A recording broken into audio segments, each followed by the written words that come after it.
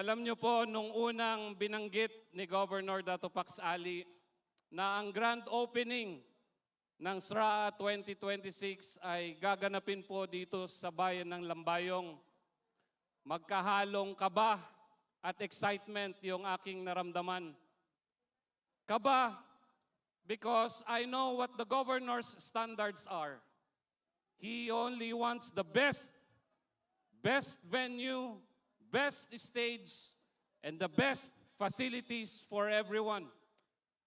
Excited din po at the same time because this is our first hosting ng ganito po kalaking event.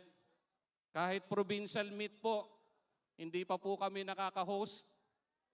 Pero binigyan po kami ng pagkakataon na mag-host ng grand opening ng SRA 2026. We view this as an opportunity for the municipality of Lambayong.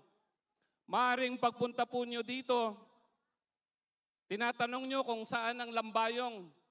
Laging ang description po, dyan lang sa unahan ng Takurong. Pero after this night, we will make a difference. We will have our mark sa mapa ng Soc-Sargen at makikilala na rin po ang aming bayan. Thank you for that opportunity, our dear Governor. A wise man told me before, yung kanyang tatay, the former Secretary of TESDA, Honorable Suharto Mangudadatu. Ang isang quality ng leader, sabi niya, you should know how to inspire other leaders. You should know how to empower other leaders. At yan po ang ginawa sa atin ni Governor Dato Pax Ali Mangudadatu. And in return, we are empowering our athletes also by giving you a venue such as this oval track. This is a World Athletic Championship standard just for you, in order for you to hone your skills, to showcase your talents. Pero siyempre, it's not about winning. It's not about losing. It's not even how about we play the game.